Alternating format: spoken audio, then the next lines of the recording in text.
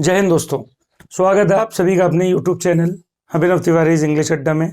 जैसा कि बहुत दिन से एक डिमांड्स आ रही थी कि सर बोर्ड्स के लिए भी कुछ टॉपिक बना दीजिए, तो कुछ टॉपिक नहीं, पूरी ग्रामर पढ़ाई जाएगी आपको। ऐसा हम पहले एक वीडियो में बता चुके हैं और आज से उसको हम चालू करते हैं। तो चलिए चालू करते हैं अपना बोर्ड्स के स्पेशल, और इस पे Diwali gift for boards children. और तो आज हम लोग बेटा चालू करेंगे एक्सक्लेमेटिव टू असर्टिव।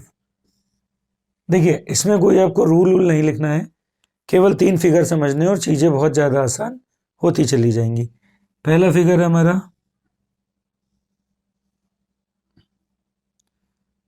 हुर्रा, हा हा और आहा। हुर्रा, हा हा और आहा। अगला है हमारा अलास, आह। फिर यहां पे है ब्रेवो। तो अगर एक्सक्लेमेटिव सेंटेंस में आपको हुर्रा, हा हा या आहा दिया जाए तो असर्टिव बनाते समय आप इसे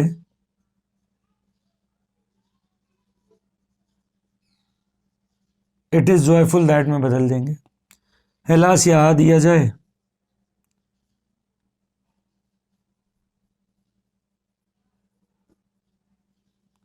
सॉरोफुल दैट में बदल देंगे।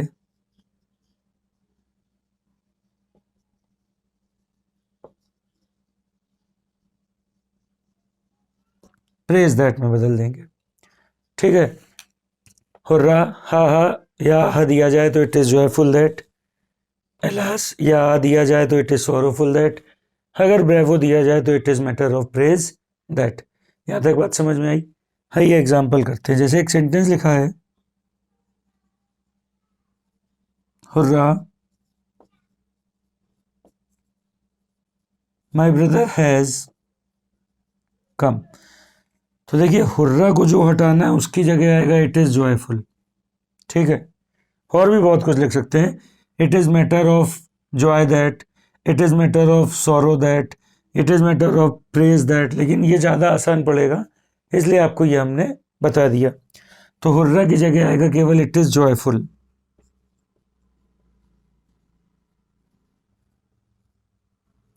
अब विचार आ रहा होगा कि ये दैट कहाँ लगेगा, तो ये जो एक्सक्लेमेशन मार्क हटेगा इसके बाद वाला ये जो सेंटेंस है ये असर्टिव है, तो इससे जोड़ने के लिए हम लोग कंजंक्शन दैट का प्रयोग करेंगे।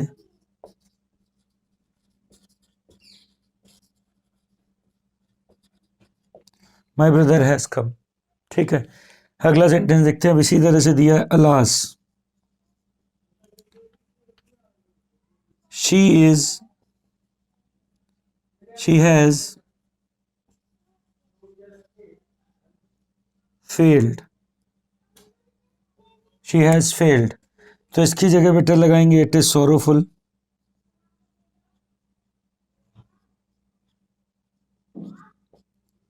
एक्सक्लेमेशन मार्क की जगह लगाएंगे दैट, फिर लिख देंगे शी हैज फेल्ड। बात समझ में आ गई है? अब अगर बात करें ब्रेवो की, तो ब्रेवो में क्या होगा, यहां लिखेंगे ब्रेवो, यू प्लेड वेल। तो ब्रेवो को बाबू हटा देंगे पूरा। It is matter of praise that you played well. बात समझ में आ गई? इसी तरह के कुछ सेंटेंसेस अभी आपको दिए जाएंगे और जब नेक्स्ट वीडियो आएगा तो उसमें पहले वही सेंटेंस रिवाइज कराए जाएंगे और उसके बाद उन्हें आगे पढ़ाया जाएगा। नोट करिए, प्लीज टेक योर टाइम। चलिए, वो पहला पार्ट था, अब इसका दूसरा पार्ट देखते हैं।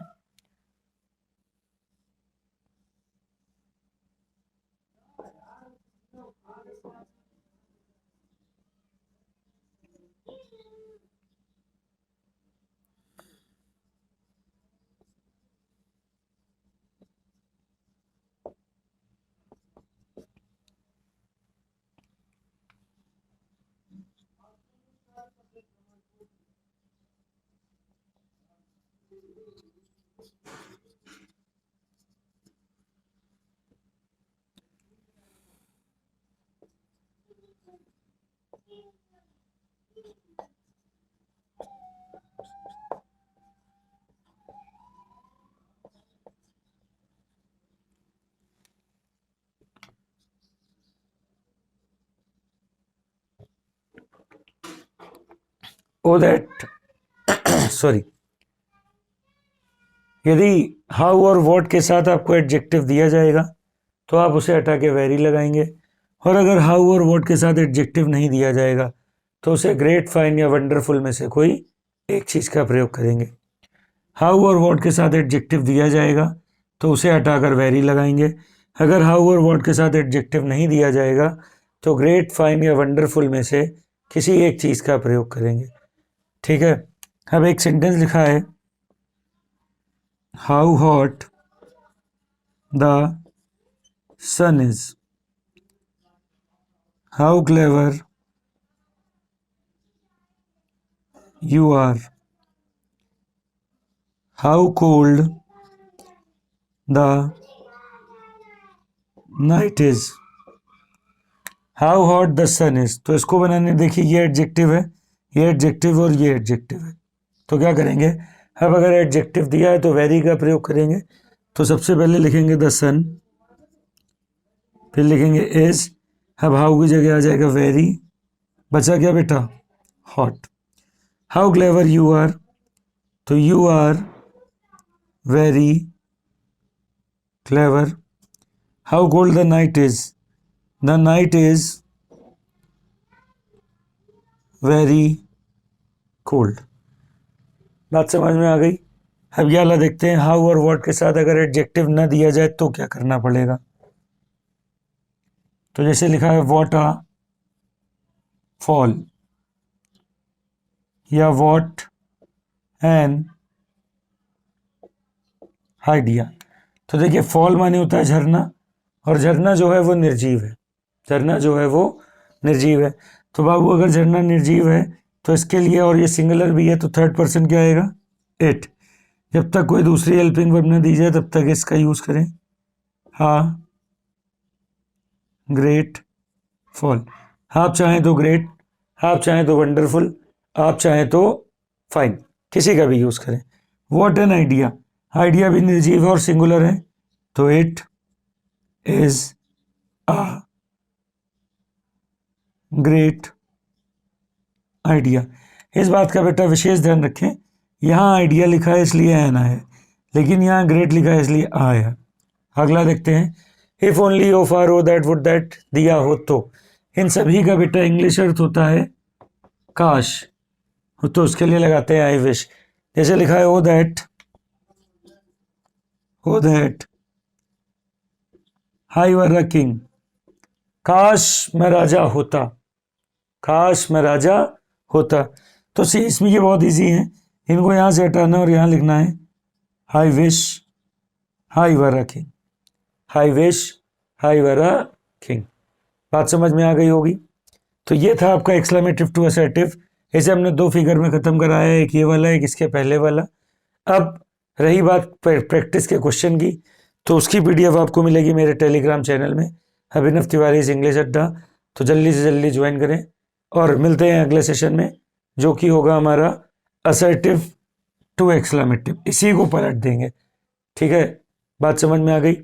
चलिए, तब तक कीप वॉचिंग इंग्लिश अड्डा and boost your level. Thank you.